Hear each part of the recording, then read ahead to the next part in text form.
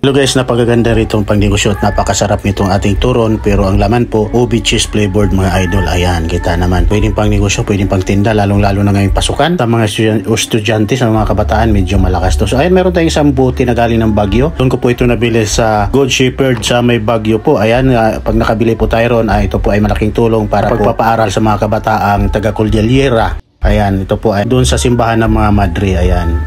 So una meron nga pala tayong cheese, hiniwa lang natin na medyo pahaba. So ayan, yung ubi, ayan, nilagay na natin at ibalot lang natin sa lumpia wrapper. Ayan. So ganyan lang, napakasimple, napakadali. Pwede ka nang magnegosyo, bibili ka lang sa palengke ng ubi, lagyan mo ng cheese, ayos na. So ayan, kahit di maayos yung pagkalagay ng ubi, pagka ni-roll naman natin yan, doon na lang natin imo-mold, doon na natin ayusin para magiging pia Shanghai na para maganda siya tingnan. Ayan, napakadali lang naman magbalot, lalong-lalo na pag gustong-gusto mo yung ginagawa mo. Ayan, kaya na syempre lagyan mo rin siya ng pandikit. Ayan. Talaga naman mga idol, napakasarap nito ng ating turon ubi cheese flavored mga idol. Try nyo na, pwedeng pang negosyo. Depende na po sa inyo, pwede nyo ring lagyan ng asukal yung kagaya ng turon ng saging. Lagyan nyo ng melt na brown sugar para dumikit dun sa wrapper. Pwede rin natin gawin. So sa akin, hindi ko na nilagyan, dinirekta ko na siya prito, pero masarap pa rin talaga. Ayan. Ganyan lang. Siguro isang buti yan, wala pang bawas mga idol yung ating ubi. O yan, ganyan lang. Madali lang naman yan roll. Ayan, isang cheese na medyo makapal yung pagkahiwa niya. Tapos i-roll mo lang siya ng ganyan. Parang nagbalot ka lang na lumpiang Shanghai. Siya nga pala mga kabarangay, sa mga gusto umorder ng ating bagnit bagoong or ng ating sukarapsa. Pasensya na po, yung ating shop, yung ating Lazada shop ngayon ay deactivated po. Deactivate dahil po ito po ay lahat po ng walang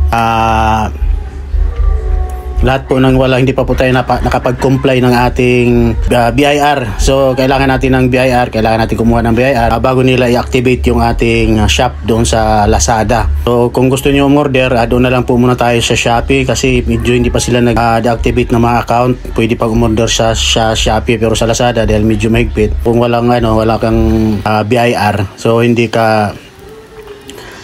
ka pa pwede ma-orderan, para naka-close pa yung tindahan mo ron kasi wala ka pang naipasa na BIR. So ang gagawin ko nito, dahil wala pa namin, kumukuha pa po tayo ng BIR para mabuksan po yung ating account sa Lazada. So napakaraming na-deactivate ngayon na account sa Lazada. Siyempre iniisip, paano na lang yung mga maliliit na nagninegosyo roon, yung bago pa lang, yung hindi pa sikat, hindi pa kilala, paano sila mabibilhan? Siyempre hindi pa nga sila nabibilhan, kailangan na nilang kumuha ng BIR. Siyempre iba hindi naman kaagad makakakuha, makapag-comply. Siyempre gastos yan mga kabarangay. Hindi basta-basta kumuha ng BIR.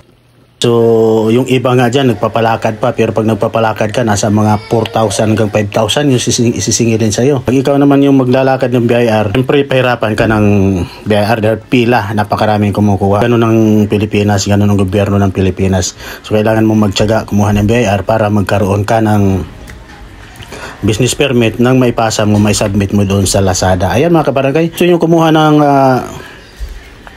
umorder, direct PM na lang po tayo. Pwede po kayo mag-direct PM po sa ating page ng Kusinero ng Barangay. Ayan.